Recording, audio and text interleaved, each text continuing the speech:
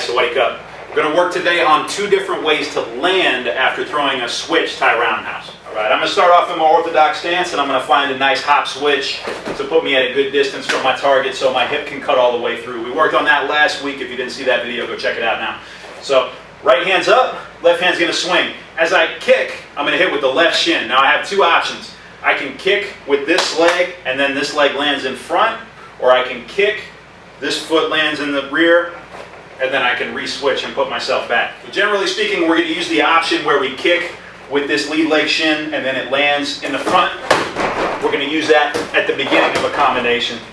And generally speaking, we're going to use the option where we kick with this, really cut through with our hip, and it lands all the way in the rear of our stance.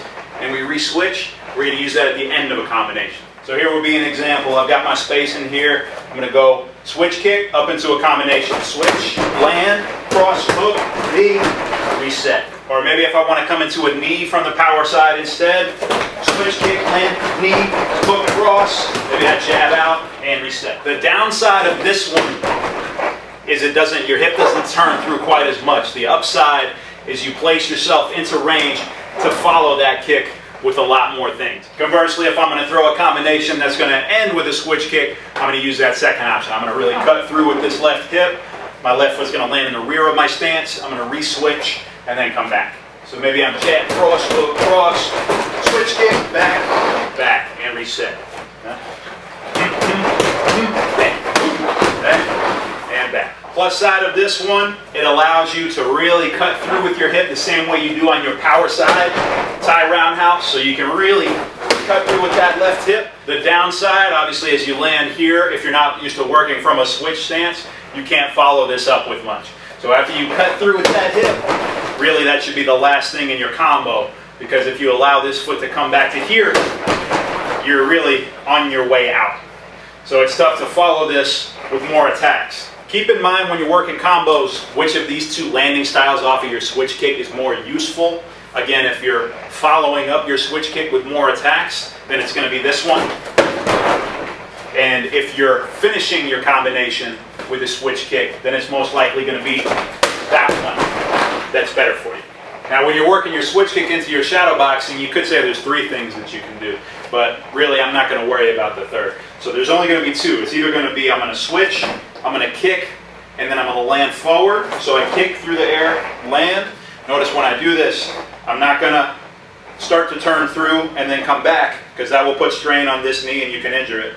So you just lift it up, kick this way, kicking across your body just a little bit. So when you switch, kick, land, kick, land. You know that when you have a target, you're going to cut more with your hip, and that bounce off is going to allow you to return back.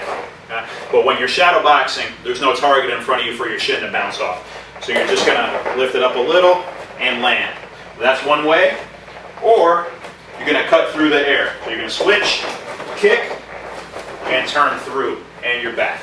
Or if you prefer, you can throw this kick, come back, and block like that. The third way, which you can mix in if you want to, but I'm not that big of a fan of it, would be you're going to switch, kick, and then put it behind you and reset. It's okay, but probably if you're gonna end up putting this leg back behind you, that means you really cut through with your hip, and it's going to bounce off back behind you. So if you're practicing that, that shin would cut through the air, and you would wind up spinning through with that block. So it's here, kick, block, set. So once more, that third one's not bad per se, but per my recommendation, I would say you're either going to kick just a little bit through and land with your foot forward, or you're going to cut your shin all the way through the air. So your 2 ways are here.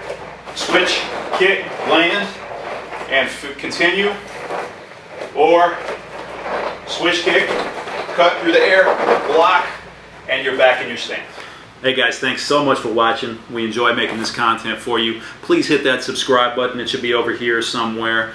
Good dunk. Hit that push notification symbol. Should be down here somewhere. Also, you can visit ThaiBoxingWorld.com. That also has our social media and everything on it, so you can hit us up and you can interact with us directly. All right?